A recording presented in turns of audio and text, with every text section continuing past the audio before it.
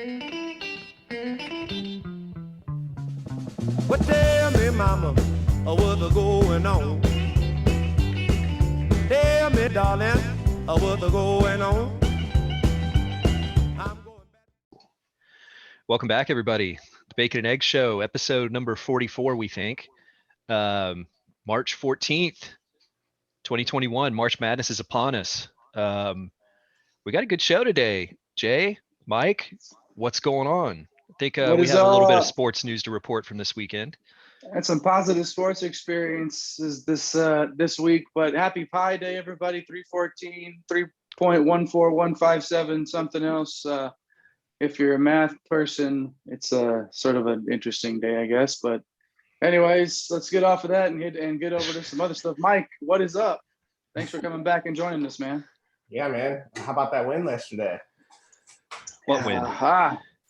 Was there something big happen yesterday or something? Like, is there something going on? Some really big rings, man. Texas hoops. Oh, just a conference championship. Nothing big, nothing too big. Yeah, nothing big. You know, I think people are going to say it might be a little watered down because you didn't play Baylor and you didn't play Kansas. But, I mean, honestly, it's the Big 12. Whoever you get.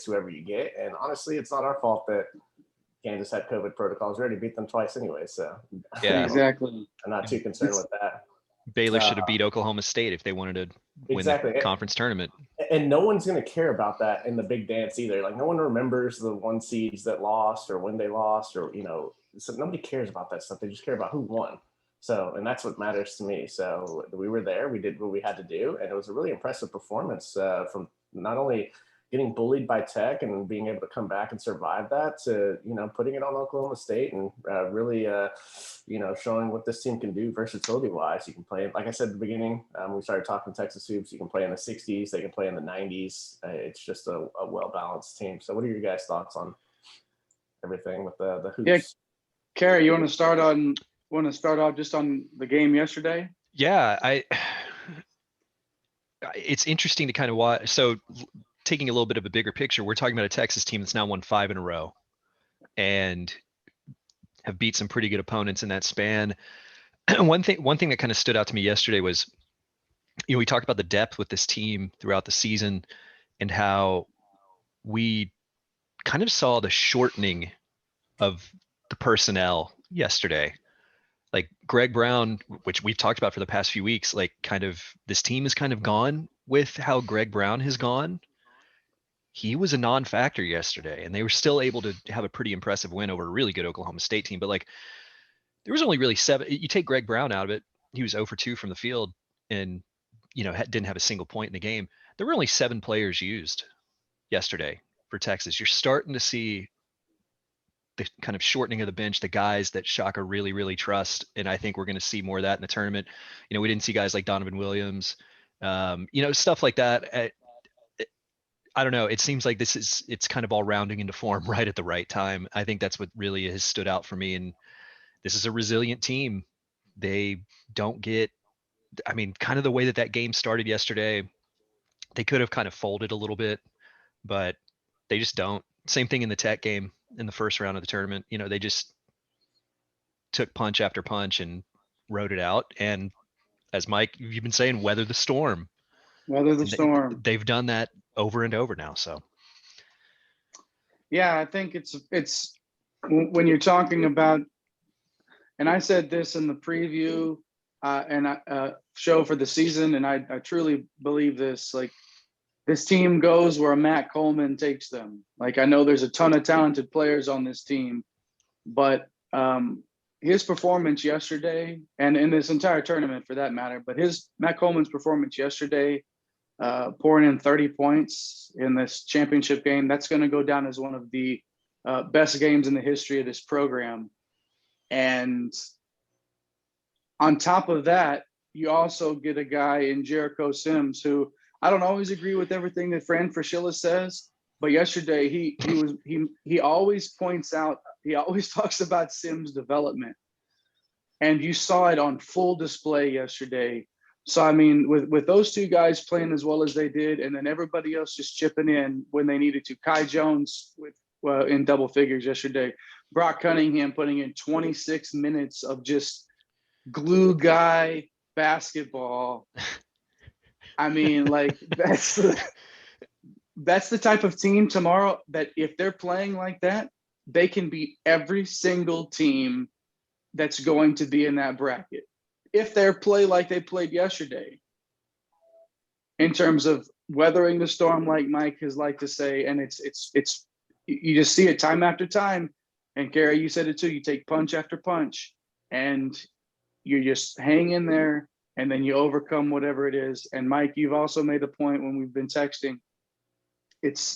They do it so many ways, and I think when we're talking about looking at the Longhorns' outlook in the tournament, this is the team that nobody really wants to face.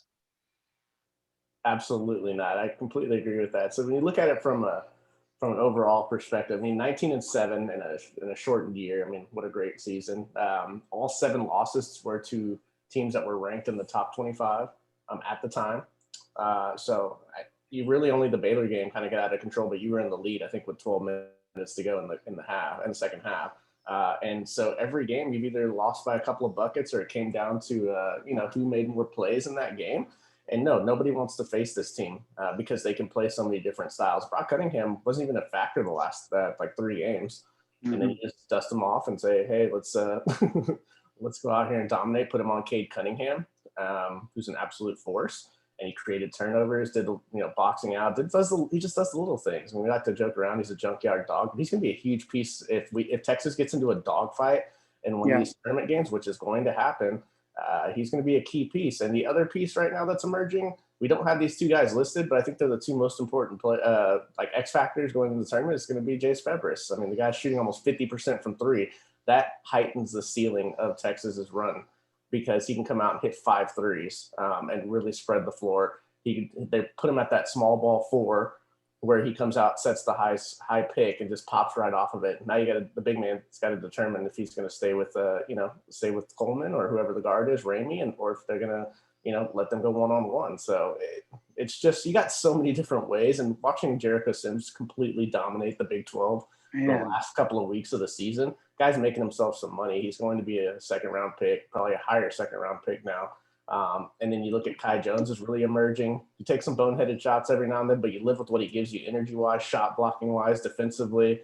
I mean, it's just so many weapons on this team. Ramey had it going for, the Oklahoma game, and then really put the team on his back and won that game. But then he was a non-factor, and you live with what he does. So there's games where he's going to drop 30 and he's going to be a thorn in the other team's side. And there's games where you got to pull him out and get Cunningham and Febris involved. And that's okay. So, and Andrew Jones, he's just steady Eddie as well. And so you just got so many weapons. Greg Brown, the whole deal with him walking off the other day, there's just immaturity. I'm not too concerned with that. I know Shaka went to Kai Jones to start, and I like the look of that. But either way, I mean, those guys are kind of interchangeable for me. I think it would be nice to have Greg Brown come off the bench. He does play with a lot of energy. Him and Brock Cunningham, they play with so much energy and so much want. They're both from Austin. They want Texas they want to win so bad. Sometimes with Greg, it just, it's a little too much. And, some people forget he's only 18. I mean, he's still going to be a top 10, top 15 pick. So he's got a bright future. So him just coming off the bench and just giving you anything from defense, shot blocking, a little bit of scoring. He doesn't have to be Superman. I just hope he realizes that going to the tournament. The ceiling's so high right now, and obviously a huge win. I mean, you won the Maui Invitational, you won the Big 12 tournament, you projected to get a 3, maybe even a 2 seed, depending on what shakes out today. So what are you guys' thoughts on kind of the roster and, looking at a potential 3 seed going forward? Yeah, that was kind of my big question coming into today and it seems like this morning, the talk about Texas being able to get a 2 seed spot is definitely within play. And, we'll see how it all shakes down. But, I think our last show, we talked about, kind of what this Big 12 tournament would mean for Texas. Like, is it kind of like how much was there really to gain for the Longhorns going into this tournament, versus how much there was to lose, so if Texas would have lost that game against Tech, does that really harm them? I don't think it would have. But now here we are talking about winning this Big 12 tournament and an opportunity to really get a better positioning in the big dance at a 2 spot. We'll see how it shakes down, but yeah, I think a 2 or 3 seed is perfect. I mean, that's right where this team is, I think. And what's interesting, and I know we're going to get into kind of the national picture here in a bit, the 1 seeds that are projected are kind of wobbling a bit.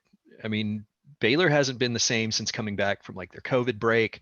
Michigan lost a big time player from their roster. Like, the difference between these 1 seeds and the 2s and 3s is starting to tighten up a bit. And so we'll get into that, but like, it's going to be a really interesting tournament. And I think Texas is in a really good position going forward. It was important for me that they avoid that 4 spot to have to Yeah. play the 1 seed in the Sweet 16. And we talked about that. We knew that if they handled their business in the last game of the season and then just didn't look like they didn't show up against Tech in that first round game, they would probably avoid that and probably be a 3 seed anyway, just based off of their resume leading up to this. They're solidly a 3 seed now, and like you guys are saying, at there's this outside chance at a 2 seed, and either way, I think this team is going to find a way to. Shaka Smart came in to this job as somebody that I think Texas Longhorn fans were excited about. You see what he did at VCU before coming over to Texas, and I feel like it hasn't worked out in his favor in terms of him being able to really shine and show off how good of a coach he is. We've seen that this year. I've been very critical of Shaka Smart, not drawing up plays out of timeouts well at times, not getting buckets, not having a lot of direction at times, it seems, on offense, because we know he's a very defensive-minded coach. We've seen some of that change this year, whether it's him, whether he has coaches on his staff that are helping guide that, and whatever it is, he's doing the best coaching job that he's done since he's gotten to Austin. He has players that respond to his way of coaching. He has players that love him and love each other and want to do anything they can for each other to win. And that's what you saw really on display throughout this entire Big 12 tournament, was just guys that are fighting for each other and really just putting it all out there and picking each other up when some people needed to be picked up. And when Greg Brown didn't play a ton yesterday, and when he was on the court, I mean, he had that one almost acrobatic dunk, which is where you see him show off the athleticism and really what his ceiling is. But when he was on the bench, there wasn't a lot of pouting, because the cameras were still on him, and he didn't take away from what was going on. And that's just the environment that's there on this team. And while he has been immature at times, I was so happy to see him in a good mood on the sidelines when he wasn't in the game and still being a cheerleader, because that's what this team is about. And that's why it's become much easier for me to believe that this team can go a ways in this tournament, Mike.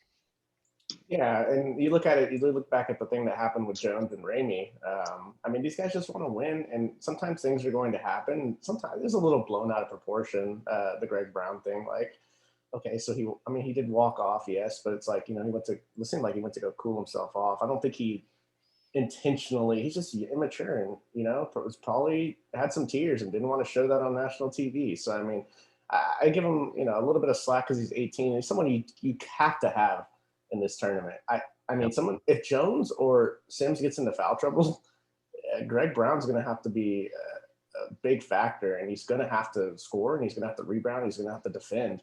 So, I mean, I think Jace Febris in the post game of the Tech game said that, they just want to pick him up and let him know it's okay. He wants to win so bad. I mean, it's from a family, a line of Texas, athletes. So, there's an opportunity here. The ceiling for this Texas team is just so high.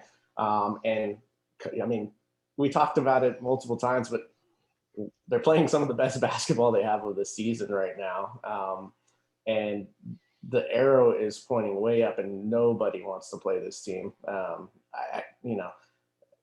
It's just, there's such a ceiling here, and I hate to say Final Four, but I'm looking at, I expect a Sweet 16, and I'm looking at the Elite Eight, honestly, right now. What are you guys' expectations? I mean, I know that, some people aren't going to be as high because sometimes Texas can go on scoring droughts and things like that. But what are you guys' overall feelings on the ceiling? I think one of the things that, just observing this team throughout the course of the season, this plays into what we were just talking about with like the personnel and personality management, I'd also throw the Ramey situation in there, not Ramey, sorry, Royce Ham situation from earlier in the season, where like, after the game, he's tweeting out about loyalty and all these things because he didn't play in a game. And like, then you see Royce Ham like tweeting out celebration videos last night and the whole thing, and like the family, and like, I think we've all seen the talent there this entire season. And I think whether it's been the COVID break and kind of that was an opportunity for this team to fold. The Andrew Jones, Ramey situation on the sideline. We talked about that. Like, this is kind of a turning point for this team. That part of the season, is this where they're going to kind of fold and like lose their heads a little bit? We know the talent's there. We know the personality management's there. We've talked about this team being a Sweet 16. Like, that should be like, this team needs to be out. We said it before the season. Anything less than getting out of the first weekend of the tournament is going to be a failure. And I still believe that, even with a Big 12 conference championship. That being said, I mean, I'm kind of with you here, Mike. I think this team, a Sweet 16 at this point, okay, great. You get out of the first weekend. I think if you don't advance beyond that, it is going to feel like a disappointment now, because I think this team has shown, especially over the last 5, 6 games, 7 games, whatever it's been, win or lose, like how talented they are and what kind of competition they've been up against in this conference. And I think we'll see how the brackets look this evening. They might not play a team as good as what they've played in the Big 12 until the Elite Eight. So that's a fair point. So that's where, like, how can we not expect an elite, crazy things happen in the tournament, but you got to get to the Sweet 16. Anything less than that, I think, is a massive disappointment.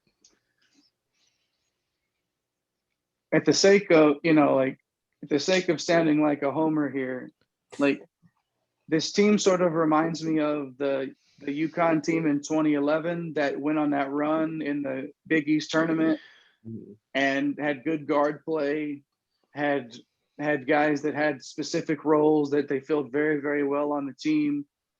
It's just the fact that it reminds me of that, because UConn was playing their best basketball of the season when they made that run in the Big East tournament with Kemba, and then went on and won the national championship. There's no Kemba Walker on this team, I don't think, but there's enough good guard play and enough guys that know exactly what their role is and do it very well to make that sort of a run in this tournament. I'm not saying that the Horns are going to win the whole thing, but would I be surprised? None of us, I don't think, would be surprised if they make it to the Final Four or farther.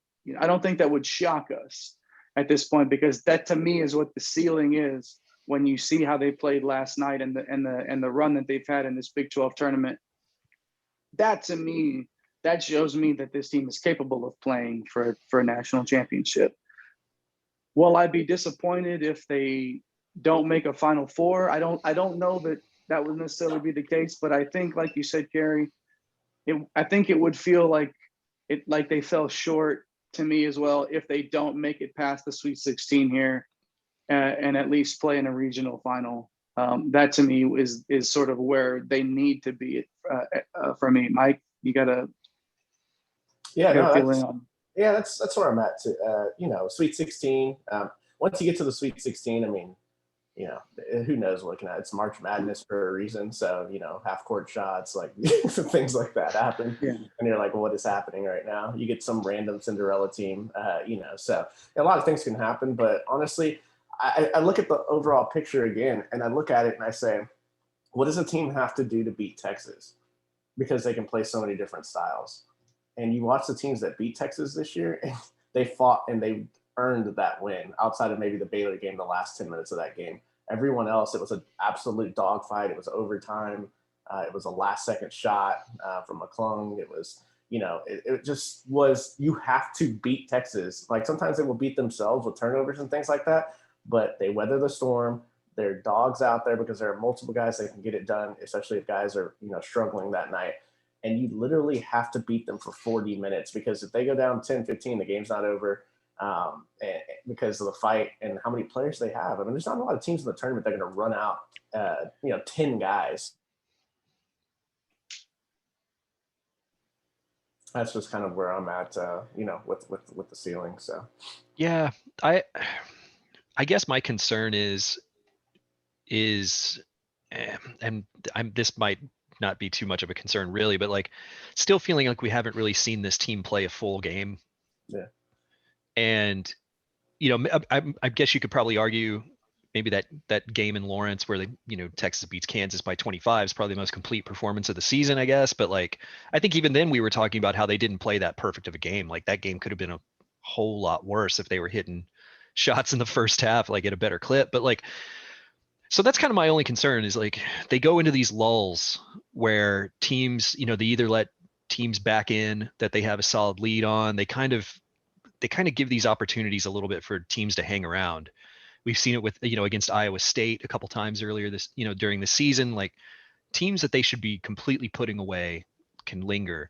And when you start to get into Elite Eight, that like those are quality enough teams that will take full advantage of it. And that's kind of my concern when talking about getting past the Sweet 16. A team like Baylor took full advantage of that in Austin against Texas when Greg Brown got the technical, right? yeah. And that just completely flipped Mm-hmm. the momentum of that game, and Baylor pounced on it and they ran away with it. Yeah. Those are, I mean, we're talking about one of the best teams in the country, but that's going to be the competition when you get into those Elite Eights and Final Fours. And well, yeah, also just to a point on that, it's like, these the competition that you played in the Big 12 is like, you should be prepared to handle all different scenarios. Right. I mean, I think we saw Baylor. You talked about it. I think, Kerry, you asked if Baylor hadn't really played in any tough games, and look what happened down the stretch of that Oklahoma State game. I mean, they just haven't been. Texas has been in battle after battle after battle. I mean, every weekend I'm just like, okay, it's coming down to the final 4 minutes. Like, who's going to make a play? Who's going to turn it over? Like, it's literally what it's coming down to. And so I think that experience is definitely going to help Texas, come tournament time. Yeah, and that's what, we'll kind of get this in the national conversation talk, but yeah, with Baylor, I mean, their COVID break and then kind of having these close games against teams that like, they kind of seem like they don't know how to respond against it. And, I'm not going to lose any sleep over this, but like, how are they going to respond to it in the tournament? How long is Baylor going to be in this thing if they kind of don't get their feet back under them?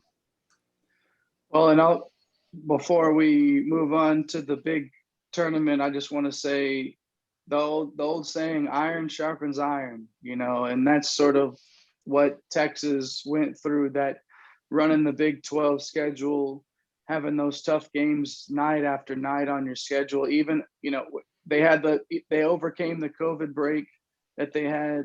And then once they got back into a rhythm, we kept saying that even on this show. So get into a rhythm, let them get back into playing a normal schedule of basketball games, and you're going to see what happens. And iron sharpens iron in that regard, and that's why Texas, I agree, is so ready for this tournament. Yeah, Mike, I see we have here sort of the favorites. You have Gonzaga and Baylor on your screen here as sort of those top teams in the country when you're that they just pop out and stand out among everybody else. And Baylor obviously had those question marks of, like Kerry, like you were saying, how are they going to respond? We've seen it a little bit already, but how will they respond in the tournament when they get punched in the mouth by a good team?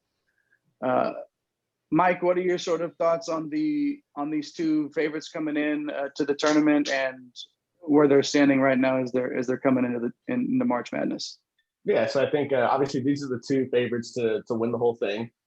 Gonzaga is, I would say, probably one of the best offensive teams in college basketball in the last probably since I've been alive. So I don't like, they literally have everyone can score, and it's ridiculous. I mean, they have star power. You got Jalen Suggs pictured here. He's probably going to be a top 3 pick. You've got Nimhard, who transferred in from Florida, really, really good guard. You've got the big man Timmy, who's actually from Texas, so I'm not sure how we let him get out of there. He's really good. I mean, it's just night after night, you just watch these guys shoot the basketball, and you're like, how do these guys? Where do they find every single guy that can shoot like this? It's pretty overwhelming. They go on these runs where it's like, whoa! It reminds me of like Golden State from when they just go on like these ridiculous runs when they had that star power with KD and Curry. I mean, these guys can just run away from you within 3 minutes. And you got Baylor, who we're seeing coming back down to earth a little bit more. I think the COVID pause, man, like we've seen it with so many teams this year. I don't think they fully come back from that. They look mortal. But anytime you have these three guards and that they play the defense that they do, they're going to have a chance to go, win the whole thing. So what are you guys' thoughts on the two teams that everyone's kind of expecting to meet in the finals? Well, I guess the question I'll ask is kind of what's it going to take to knock Gonzaga out of this tournament? Jay, what do you think? I think it would have to be Kerry. You've talked about not seeing a perfect game out of Texas yet, and that's what it takes to beat Gonzaga. Is you have to play your best game at any time. It has to be the best game that when you meet them, and that's what it's going to take. It would take Texas' absolute best. It would take like not giving up 53 points in the second half like they did against Oklahoma State. You might hold Gonzaga down for a little bit, but they're going to make their runs and they're going to exert themselves at will. So I don't know, man. For me, if we're talking from, there aren't many teams that couldn't play their perfect. There are not many teams that could not play their perfect game and beat those guys. Is what I'm trying to say. Yeah, I was going to say, is this more of a case of you can play your perfect game, but if Gonzaga doesn't just come out and have one of those freaky kind of nights where they go, they're just not hitting anything. That's the only way that you have a shot. Like you can still play perfect, but you kind of have to rely on them to really beat themselves too, I think. Yeah, and people talk about the competition that they played, but people forget that early in the year, I mean, they beat West Virginia. They smashed Iowa. Those are projected 2 and 3 seeds. They also beat I think they beat Virginia by 20. So, I mean, it's not like they didn't beat up everybody in the beginning of the season from non-conference. And they just took care of business. They had one close scare against BYU in the confererence tournament. But, I mean, I don't know. If I'm a betting man, which I am, I mean, Gonzaga, I mean, there's just no way you bet against them.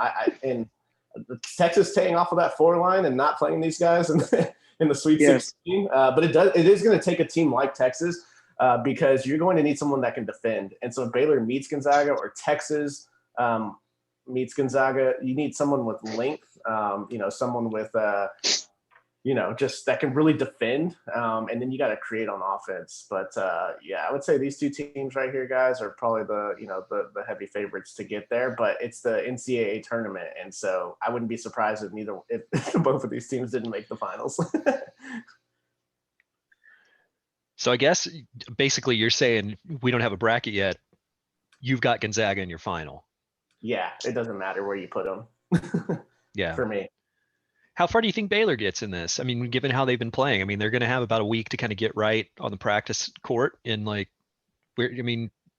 think if you would have asked us a month ago or before their COVID break, I think all of us would have agreed, this team looks like probably, at least in our mind, just with the competition that they're facing, probably better than Gonzaga. Exactly. But now I don't think so. I don't know. I don't know how far I'd have Baylor going in this tournament, honestly.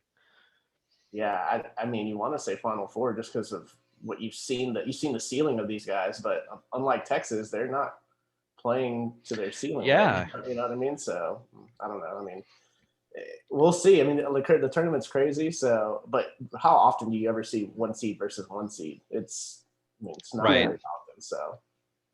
So who are some other teams, Mike, that you think are going to make some noise in this tournament? Gonzaga and Baylor they were kind of the 1 and 2 teams a lot of people were discussing all season. I mean, what are some teams and here we go. Some teams and players for outside of those two to watch out for. Yeah. And I think it's really going to come down to one guy can dominate to get you, 2 or 3 wins in this thing. You saw Kimba in that run that Jay kind of talked about. This Disumu kid is a walking triple-double. You know, they're playing for the conference title today. They're going to be potentially a 1 seed. So, I mean, he's averaging 21, 6, and 5. Kid's going to be a lottery pick. So I think they're going to be very dangerous. You got the big man at Iowa.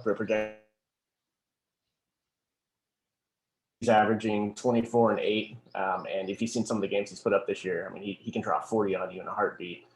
Cade Cunningham, we've seen him firsthand. I mean, man, I was celebrating and he kept hitting threes toward the end of the tournament there. And I'm like, what's going on right now? So, and you saw what he did against Baylor. I mean, they're a projected 5 seed.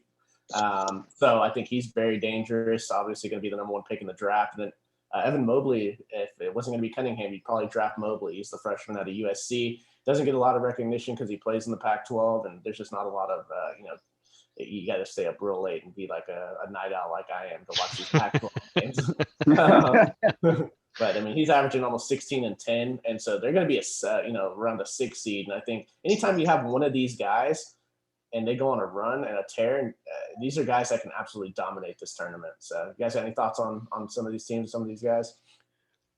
God, Oklahoma State as a 5 seed seems. That seems like, I don't want to say like disrespectful, but I mean I guess that just shows you how deep this field is this year. Yeah, I think they can get up to a 4 if I'm not. Yeah, so but projected. That's another one of those where you see Oklahoma State's a 5 seed, and if you're the 1 seed in that region or whatever, that means you're playing an Oklahoma State team, and you're probably going to play an Oklahoma State team in the Sweet 16 that can play and hang with anybody in the country. That's going to give you a run for your money. That's not a 5 seed that anybody wants to see. Right. But they're impressive, man. Like that is a really, really good team. Like, I mean, a really, really good team. And I don't think any of us again would be surprised if they made a deep run in this tournament and found a way to make, you know, to an Elite Eight, a Final Four, even just because of the brand of basketball that they play and the superstar power of Cade Cunningham. The guy can. So, okay, it was one of those things where they talked about it. It was like, talked about it on the broadcast last night. It was like, yeah, I know they held him to, what did he have, 3 or 4 points in the first half? And then they say, yeah, but he's also put up 17 or more points in the second half, like this many times. And it's like, well, yeah, that's what you saw. And then he came out and he still put up like 20 something in the second half. And like you were saying, Mike, I'm sitting there like hyped up. And then he hits 3, and I'm like, They just kept it close. It was like, and Texas had to make some free throws, and that's something that we didn't mention earlier, was that again, Texas hit free throws. The guards, when they finally took non-free throw shooters off the floor under 30 seconds left in the game, and when you have the lead, knowing that they're going to foul you if you touch it, they finally got the guards the ball. Coming in on the inbounds plays, and we're able to make some free throws. And then Cunningham comes out and hits another 3, and you're like, is this really going to happen? Like, is this going to get down to a 1 possession game again? Yeah. And That's how they go. No, I was just going to say, I think that's the thing with these guys on the screen, is that you are going to have to put away these guys because they are some of the best players in the world in college basketball. So, yeah, you're not going to get a free pass, you know, when it comes to Luka Garza or, you know, the kid out of, you know, Evan Mobley, kid out of USC. I mean, you're going to have to put them away, and they're going to do everything they can to fight back on that. So, sorry to jump in on you, Jay. No, it's cool. Andy Katz has USC as a 5 seed right now, and again, that's another 5 seed that nobody. You're looking at that as a 1. You don't want to face those guys in the Sweet 16. Like, you don't want to face a player of that caliber, that star power, because if they're on, we've seen it in tournaments before, and that's what makes this tournament so great, is that at any given time, you can have this one player just play with his hair on fire and carry, just drag a team to an Elite Eight that nobody saw coming and just wreck people's brackets. And that's what makes this tournament so great, is the unexpected and the things that happen, these players that catch fire, the stories that are told. And then it's just, that's why this makes billions of dollars for the NCAA. This is like television deals are, are as much as they are, because so many people watch this, so many people fill out these brackets to see who is going to be the story that year. And while the ratings show, like, even though people love underdog stories, people don't watch underdog stories in championship games in terms of, at least not as many. So they're good stories, but there's some good basketball to be played in this tournament, and it's going to be one to definitely be in front of a television for. If you've got the multi-television setup, oh yeah, that would be suggested. If you've got the tablet and the television up thing, however it is, and the you're phone doing it. and the whole thing. Yeah, You got to make sure you also got the over-the-air antenna broadcast in case internet goes out. Yes, you got to or just because you're running so much bandwidth from it, because Yep. you got 18 screens going, whatever, you at least got one from the over-the-air antenna. Your don't want to blow out the broadcast power or grid, though. whatever. I'm not encouraging that kind of energy use. We don't need to lose power again. So, keep that in mind. If you have a generator, maybe gas power generator, something, let's use some other means here to, keep the grid online. It's March Madness, whatever. Do what it takes. Do what it takes. It's the Big 12. I mean, wait, hold on. Sorry, it's the wrong rant. Sorry. Well, guys, we're about to take a break here. Let's take a break, and then let's come back, and I want to get Mike's opinion on a couple teams that are maybe trending up heading into this tournament that people aren't talking so much about, and some teams that are maybe trending down a little, and like Baylor, like we've been talking about. And then we'll get into some Texas baseball and get that stuff going. So big weekend around the 40 acres. So let's take a quick break, and we'll come right back. All right, let's do it.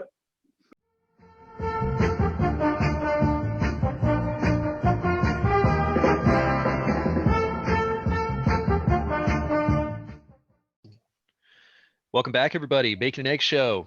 Let's pick right back up where we were. Mike, let's discuss some teams. So, like, if you're someone that watches this show, you hadn't been paying a lot of attention to college basketball, maybe outside of Texas, or really, if anything, what are going to be some teams heading into this tournament that, before the break, we were talking about maybe trending up, trending down, or maybe just some other general names for people to keep an eye on that, when they're filling out their bracket, they can kind of go, I heard on the Bacon and Egg Show, this is a team that I should pencil in as one of those Cinderellas or bracket busters. Yeah, so I got a slide up here. I'm going to focus on 5 teams here. So not a lot of people have heard, but Loyola Chicago. They're back. They're back, yes. Projected 9 seed. They're someone to watch, and they're pretty dangerous for a 1 seed that we were talking about. They have a kid, Krutwig, who a big man that doesn't look like a whole lot, but he can ball out. So he looks like a big boy. Yeah, he's a big boy. So he's going to give someone some fits. I wouldn't be surprised to see them knock out the 8 and then give a real good run to a 1 seed if they get one of those 8 or 9 seeds. So they're definitely someone to watch for. He's the only guy that averages double figures, though. So it's really going to be up to him to kind of carry the load on this team. I've seen a few games of him, and he's really, really skilled. So just an interesting player to watch. Georgetown, who is everyone's darling right now, ran the gamut through the Big East tournament. And Pat, I think they're 12-12, getting in that automatic bid, winning the Big East tournament. And they actually have a really good team. It's kind of surprising that it took all this to kind of get them into position to get into the tournament. They're led by, Jamarco Pickett, who's a really good skilled 4-man. And they've got some good guards that are really developing.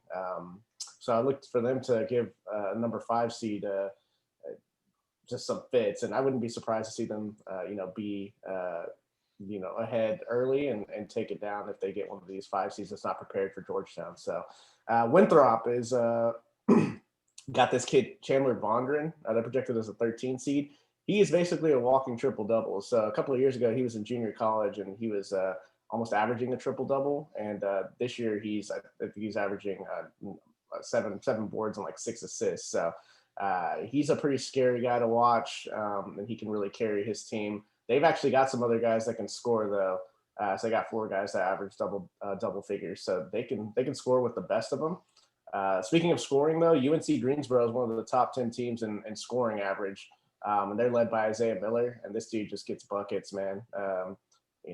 He's going to be super dangerous to watch. He's on some NBA draft radars. So if you're a 3 seed, they get a 14. Looks like Oral Roberts here is going to potentially be that 15 that, sometimes beats that number 2. And, they're led by Abmas here and Max Abmas, and he can score as well.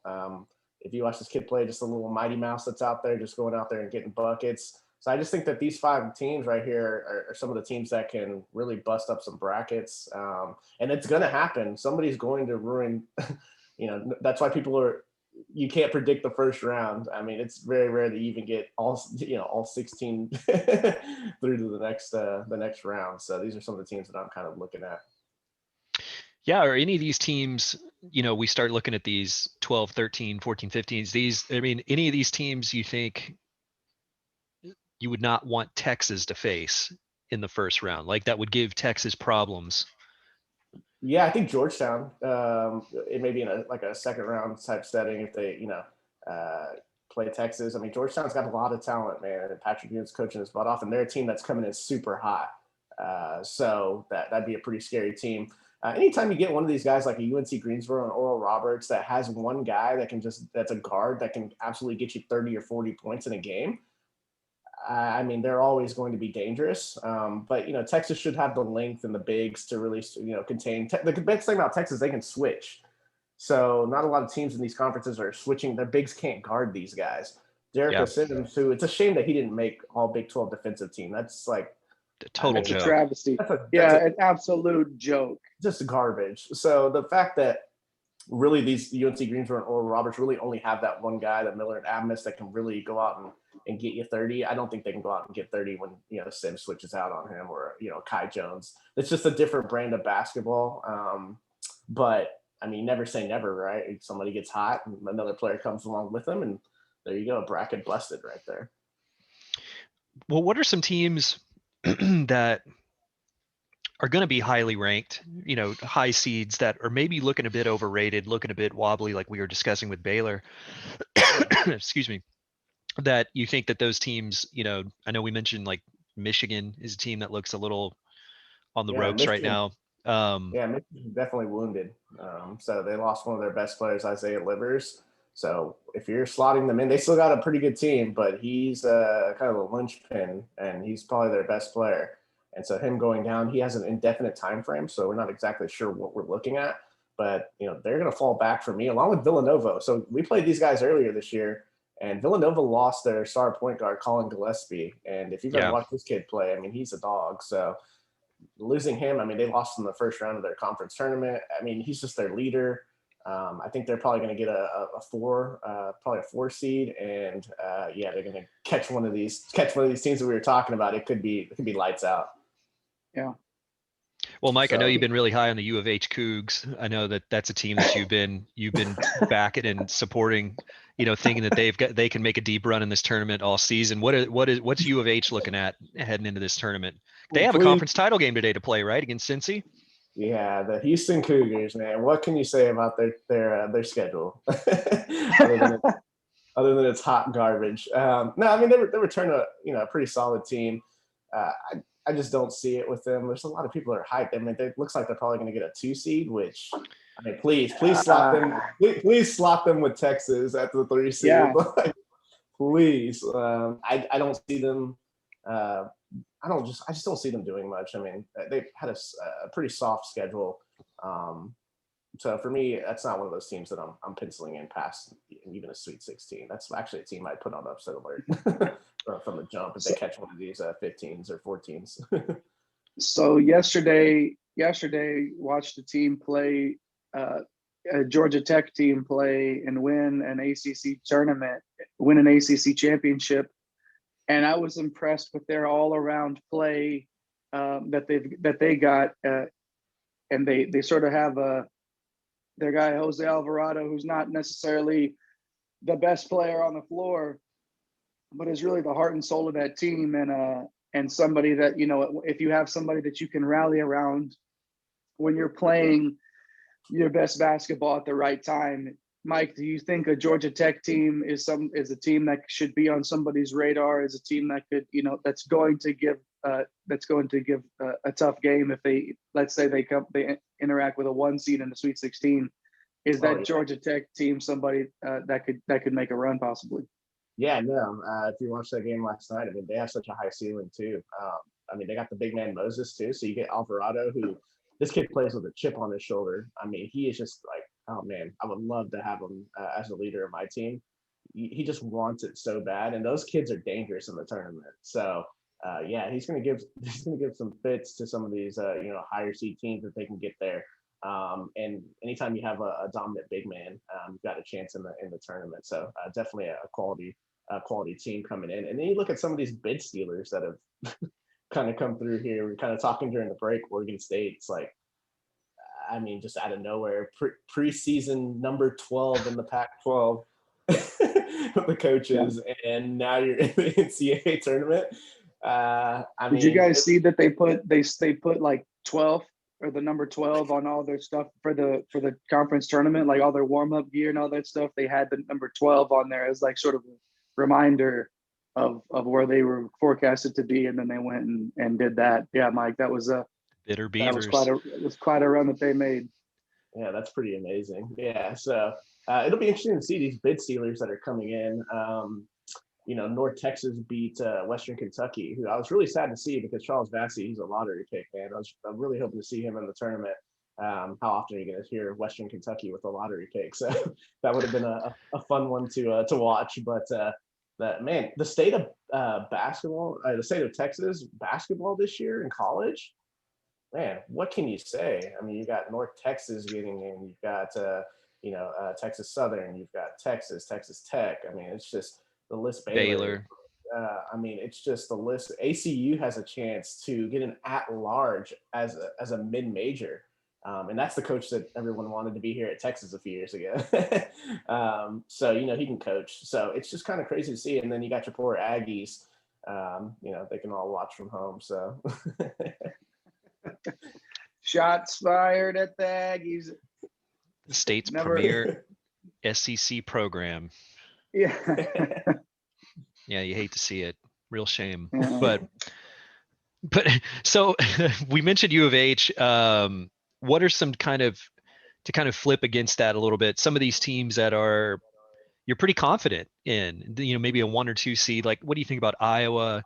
Some of these, schools that are going to be 1 or 2 seeds that, even if they're not necessarily hitting their stride fully at the right time, like you're pretty confident in them making a deep run outside of like Gonzaga and we discussed Baylor. Yeah, I think Iowa's a real dangerous team because they can shoot. Anytime you can shoot, you should win some basketball games. It seems like a pretty good recipe to win. They can't defend. Anytime you have Garza, I mean, there's not many guys that can guard that, man. Like, you watch the games and you're just watching these guys just get bullied down low. He's going for 30 points. Like, and you're trying to figure out how someone that size can stay on the court for that long. And he's just he can shoot threes. Like, so they're super dangerous because they're one of the better 3-point shooting teams in the country. So I'm excited to, watch what they're going to do in the tournament. And Wisconsin is another team that I'm looking at because they have their entire team's like 23 years old. like they have a bunch of 50-year seniors, so it's bunch of coaches on the court. So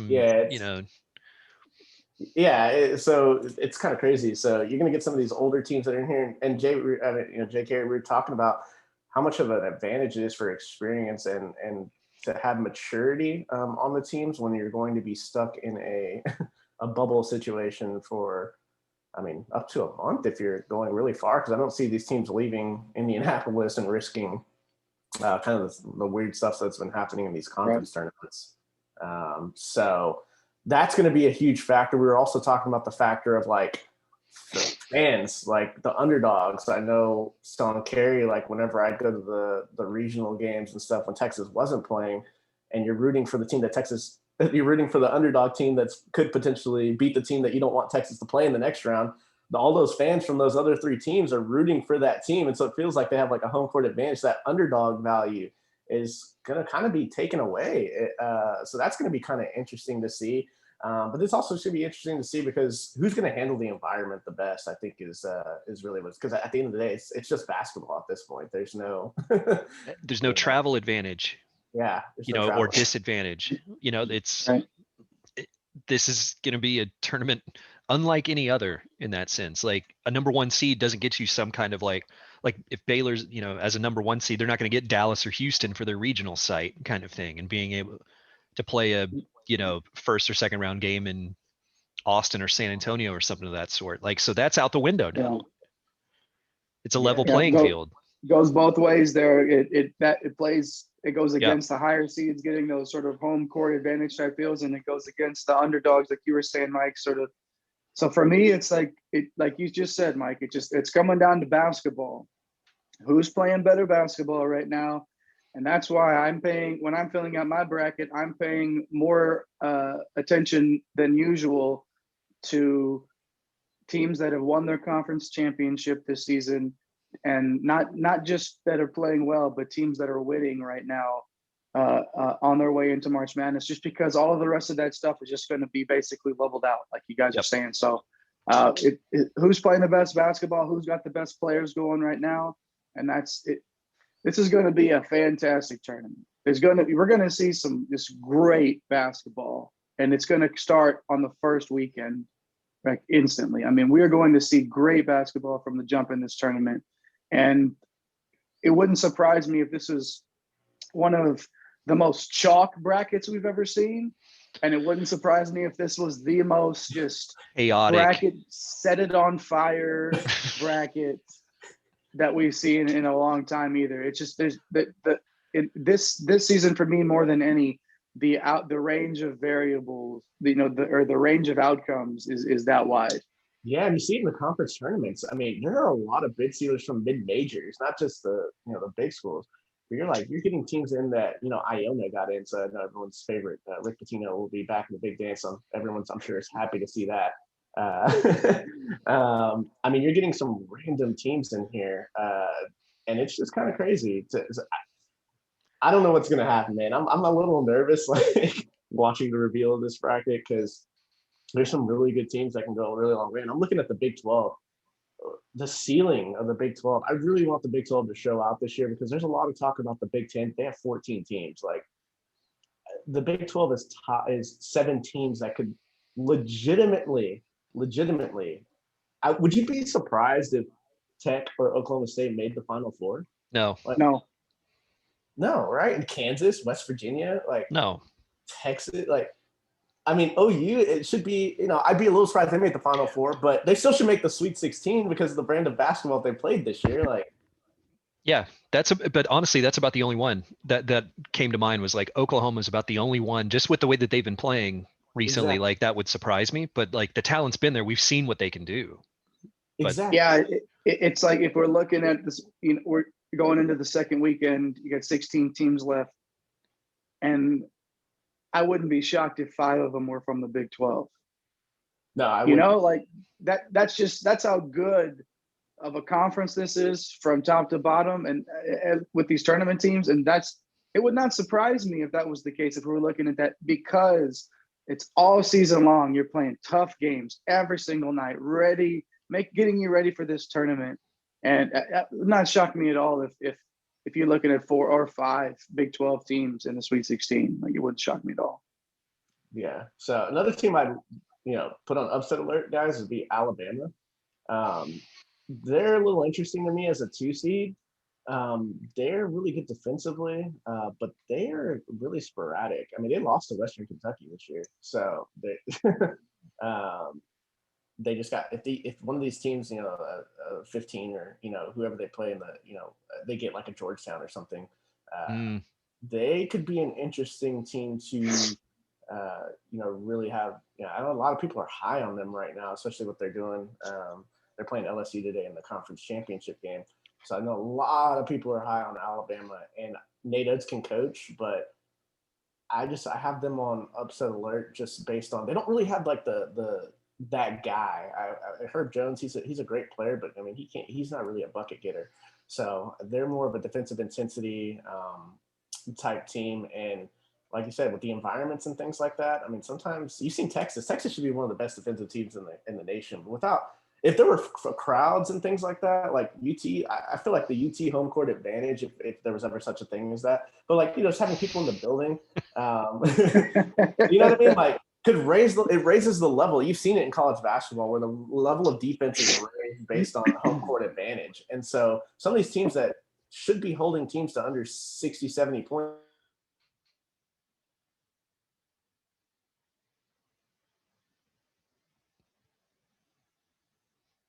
Uh-oh.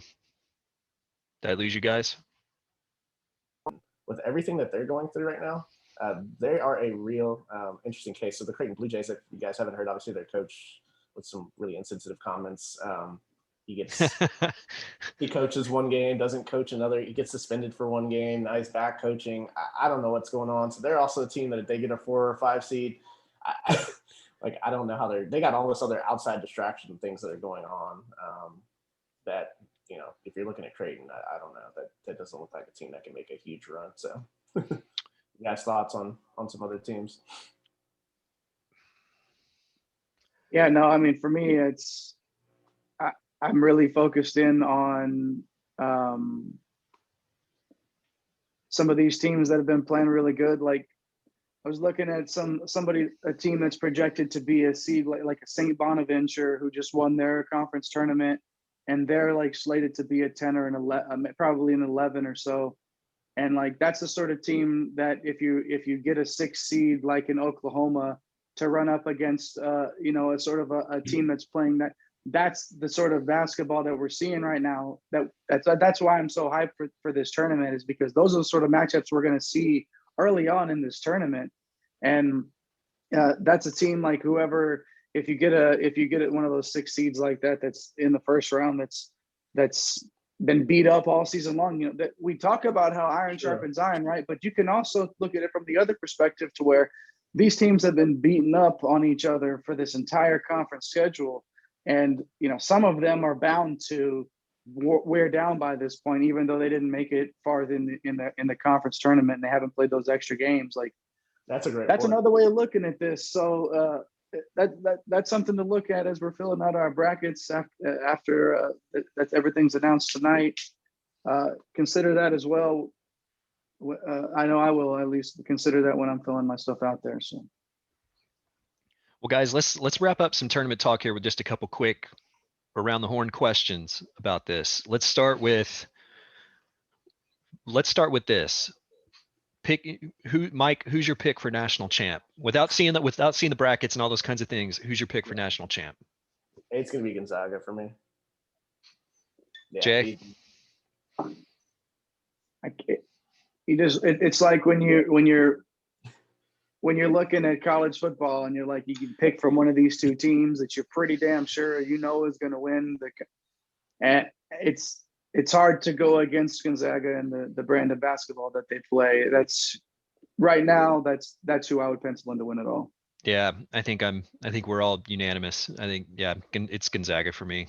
They haven't shown me any other reason to believe otherwise. So, okay, so we're all on the same page there. Last question. We'll start with Mike. Where does Texas finish in this tournament? Oh gosh, they gotta, man. Assuming the 3 seed, they will make the Elite 8. I really, really believe that. With the brand of basketball you're playing right now, with the amount of weapons that you have, with the gauntlet that you just went through in the Big 12, with the resume that you put up,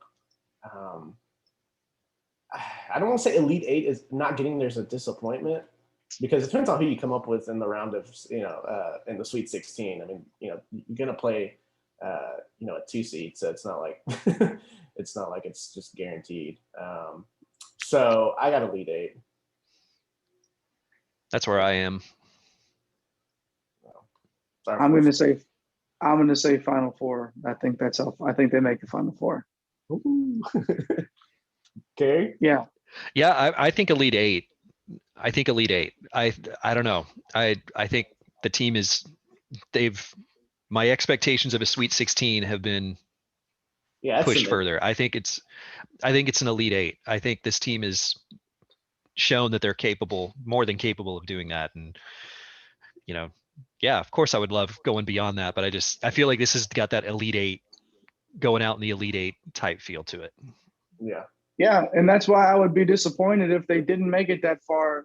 That's why this to me would be deemed as, I think that's what the ceiling is at this. I mean, the Yeah. floor should be, is what I mean. The floor should be that Elite Eight. And for me, I think that this Texas team feels special. It feels like they're playing their best basketball at the right time with the right talent. There's got different guys that can win a game for you on any given night. And that's what it takes to win in this tournament. You got to have guys that are stars, and Matt Coleman he's not a superstar in the sense of the word, but you got a Matt Coleman, you got a Greg Brown, you got a Jericho Sims that's playing the best basketball of his life right now. You have all of these guys that are just have geared up for this exact moment, and that's why I feel like they'll make a run at a Final Four. So, but yeah, no, it's go ahead, Mike. Yeah. Oh yeah, just last thing, man. Just props to Shaka Smart though. Like, I mean, this season had everything on the line for him. I mean, you saw Coleman in the interview. Like, that's the first thing he said. Wasn't even about, like, it was just about how much this meant for their coach. So, you know, I've been critical of Shaka. I can't say that I didn't want a coaching search, at least, prior to last year. So I thought last year you could start to see some things before everything hit, because it showed me a lot when all those guys went down and they battled back and had a chance to make the tournament. And then with everything that assembled this year, you know, he took advantage of it. And if it wasn't for COVID, guys, I'm not trying to be the homer either, but it's like, if that 6-game and 35-day pause doesn't happen, like they only lost a few games by a couple of points here and there. It's like, where was the actual ceiling? This could have been a 2-line easily. So just props to Shaka Smart, because, you know, how often does the University of Texas give a coach this much leash? And it seems like he paid it off. So yeah, I mean, basically what Shaka did this season is what Tom Herman was supposed to be able to do last football season. Yep. You know, with the talent, all those things, like the stage was set to put it all together, and credit to Shaka, he did it. You know, are fans going to be lining up to like call for a contract extension? I don't think it's at that point, but you know, I think he's definitely proven a point here, and I don't think you're going to be hearing any calls for coaching change unless something terrible happens in the first round of this tournament, and then the Big 12 championship's completely forgotten, and people start going, here's this Texas team that can't get out of the first weekend again. So he still has work to do, is what I'm saying. Like, props to getting the team to this point, and there's work to do, and they still have to do it. So I think he's off the hot seat for now, for this week. I think when we get together next week after the first round has been played, then, you know, who knows? But we'll have another conversation about it at that time. Yeah. But that's all, you know, that's all to come. I think up to this point, what this team and Shaka Smart has been able to do, he deserves so much credit. Ton of credit. Yep. So much credit for it. So it's, yeah, like I said, the season's not over yet. Let's see how it plays out. But I think if you would have told us leading into this season, this is what Shaka has to do to, like, essentially get the job search stuff like off his back, and he's done it. So yeah, now do more. Now let's go to the tournament, make some noise. Yeah, I'm happy for the guy. Now go make a run at it. Now you do it. Like finish the season. Finish. Yeah, 3 for 3 in tournaments this year. Let's go. Yeah. Why not? I guess it'd be 4 for 4 given the NIT run, because since the NIT championship, this team hasn't lost a tournament, right? Yep. Yeah. Look out. Yeah, you know, but that's the whole thing, you know, about, like, of course the expectations are going to be adjusted when the performance improves. Like that's the way it should be. Yeah. You could say like, oh, that's moving the goalpost. Well, that's how it works. That's how it I works. mean, when you show me what you can be, that's what I expect you to be. Yeah. You know, that's the new standard, and that's what it should be. And now, you know, let's see if this team can show what they can be and what they have shown that their ceiling is. Let's see if we see that, because if we see that in this tournament, they will make a deep run, at least to the Elite Eight, Right. and maybe even make a Final Four run at this, because if they're playing that type of basketball, they're hard to beat. It's period. So, Yeah. I mean, I go back to our season preview on this. Like our tone and the way we were discussing this team wasn't like, this is a team that if Shaka can just drag this group into the NCAA tournament, he's doing one of the best coaching jobs of his career. That's not what we were saying. no. And so that's why, like, yeah, this is where he earns it. Yep. Great job up to this point, but yeah, got to go win some games in the tournament now. And that's why, like, preseason we said, get to a Sweet 16 and we'll call this season a success. Yeah, I think it's safe to say Elite Eight is kind of now the goalposts have been moved. So, and that's the thing. This isn't to say like I don't think Shaka's going to do it. I think that this team and Right. the coaching staff have proved that they're more than capable of doing it. So that's not to like change move the goalposts for the sake of making things unrealistic and coming up, trying to come up with an excuse for why he should not be the coach at Texas. Yeah. I'm really happy with it. This team's been a blast to watch, and it's been a great season, but you got to finish. So, No doubt. well, guys, let's transition a little bit. We got a few minutes here. How about some Texas baseball this weekend? We kind of discussed like how crazy this schedule was for Texas to start off the season with that opening tournament. That was the last time I looked, like the now 1, 3, and 4 ranked teams in the country. So pretty brutal run. But South Carolina came to town, or is in town now. They were undefeated coming into Austin this weekend, right? Like, Yep. And not anymore. Texas took the series. They won the first 2 games in kind of classic Texas baseball style, really. And here they are with a chance to sweep the series today, guys. What do you think about this? This is a pretty good talk about resetting expectations.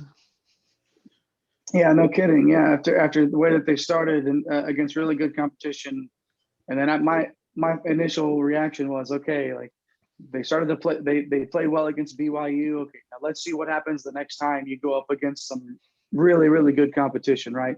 Well, now we're seeing it. South Carolina came in, I think, ranked 12th in the country, undefeated. And I was texting you guys. I was watching that Friday game the other night, and it was 1-1 in the 8th inning. And they put in the guy that hadn't given put in the pitcher that hadn't given up a run all in like 8 appearances. And then first thing they do is just lace a single or no. Anyways, they got a bunch of guys on base, right? And then they hit a 2-run double, and it was like, and then they had guys, and then they bring out the sack bunt. They were showing that they could do it multiple ways in one inning, which was what impressed me the most. And they found a way to win that game on Friday night, and then shutting out South Carolina yesterday 3-0. They're playing great baseball against good competition with a chance to sweep them today, or actually, by the time the show is posted, that game will probably have already started. So it's going to be, it's just good to see Texas playing that well at putting it all together when they need it, finding ways to hold off. But the pitching right now is to me is what's been the most impressive thing. And we've got a guy that throws on Friday nights, Mike, that he's the real deal. Yeah, I'd say he's pretty good. If I were an MLB team, I would draft him. Yeah. Yeah, and I mean, Ty Madden, man, he's a warrior, man. Anytime you have someone like that, I bag on Texas baseball about the offense because I've just been so frustrated for years and years and years, ever since it seems like ever since Tim Moss and Jeff Oliveros and that squad with Quintanilla, since they left, I feel like there haven't been multiple guys that in a lineup for Texas that can really get things done. I know you got Zubia, Tico, you got some guys that are can hit the ball around, but it's always been about pitching here at Texas. We've always had really, really quality starters. And so for me, it's like, if you can just string together some good innings on offense, your pitching should be a top 15 top. And, it's just frustrating to watch sometimes. It's like Augie Garrido style, baseball's kind of still here. When you watch all these SEC teams, they can really hit the long ball. And so for me, it's like, the ceiling's always going to be high when you can pitch this well. So I'm interested to see what this team can do, because when you get to the best of 3 series and things like that in the tournament, I mean, it's just about if you can go out and shut the other team out. I mean, yeah, you can a couple of runs will do the trick. So Yeah. That's what's great about having a guy like Ty Madden as your number one guy, because basically heading into those type of 3-game series, you're like, okay, we kind of, that you're going to immediately probably have the better guy on the mound that night, against most teams. And so, yeah, that's encouraging. But I think yesterday, the pitching, hey, we got Wally. Yes, I think yesterday the pitching performance was probably even more encouraging, because now you're starting to see the second guy in the rotation. You're starting to see the relief staff. Like, if those things can stay consistent, maybe we'll see the bats kind of become a little bit more consistent as the season goes. But hey, I mean, find ways to win. And that's what they're doing against South Carolina, at least. Yeah, and they're deep enough to when they are making pinch hitting decisions later on in the game, that these guys coming off the bench are used to being out there. They're good players. Like, Texas baseball is to the point again where you're not looking at, oh man, if so and so is hurt, then the bench, they have guys to pull off the bench and play in key situations. So watching that game against South Carolina, they pulled a guy out, a freshman, right off the bench, confident that he could do the job. They announce him, and then South Carolina announces the pitching change. Okay, so then you got, they're playing the matchups there, right? Okay, well then Texas then pulls that guy. He's like, no, you know what? We know that, play the matchups again. And they're confident in those guys coming through for them to get on base and to put the ball in play in key situations later in the game. And that's what it takes to beat good teams, especially when you get down to the tournament at the end of the season. So having those guys coming off the bench and showing that they're ready to play no matter what, and being confident in that, it's showing again against a good baseball team in South Carolina, that Texas, as long as they're pitching well, will be a force to be reckoned with all season long. For sure. Yeah, it's going to be getting conference play going here soon, as we talked about before, kind of that loaded up schedule towards the end, and, a chance for Texas to get into good shape in the standings in the Big 12, really build some confidence and some consistency. And yeah, we'll see where they can go. But yeah, it'd be great to finish out this series against South Carolina with a sweep today. So definitely keep an eye on that. And one more thing on this, it's that they've lost since that opening series against those top teams. They lost the Sunday game, the 4th game of the series, to BYU after winning the first 3, and then they lost an extra inning game at Houston. I mean, that's it. They've been playing good baseball since then. Outside of that, holding opponents to 1 run, 3 runs, 0 runs, 2 runs, 1 run, 0 runs. They had the one game against Sam Houston during the midweek game where they had some runs. What was that, 15-9 or something like that? It was 15-9 there. But sometimes that's what you're going to get in those midweek games when you're playing some players that maybe don't play as often. You're trying some arms out and trying to get some people some playing time. So, but they were able to still find a way to win that game. And I heard Coach Pierce say in the interview after the fact, like, every game you're not going to win every game the same way. And the fact that they can find a way to win a 15-9 game, and then the next game they play against South Carolina, win 4-1, and then the next game win 3-0. And then who knows what it's going to look like tonight in a Sunday game, in a go home game for South Carolina. So I know it's as the basketball season starts to wind down, we can start putting one eye sort of on this baseball team and watch their development, because it appears, at least at this point, that they're going to be someone to watch. For sure, for sure. Well, guys, we got about under a minute here, so we'll wrap it up. Mike, thanks for being on with us today, man. I'm looking forward to this tournament, and yeah, man, let's do this again next week. Cool. Appreciate you guys having me on, man. Hey, let's go get us a ship. Let's do it. Let's do it. Let's go. All right, guys. Trophy session. Let's do it. All right, guys. All trophy. We'll see you. ATX representing. Fatal, baby. Falling on 6th on a Saturday. Can the drippin' swing a swing now?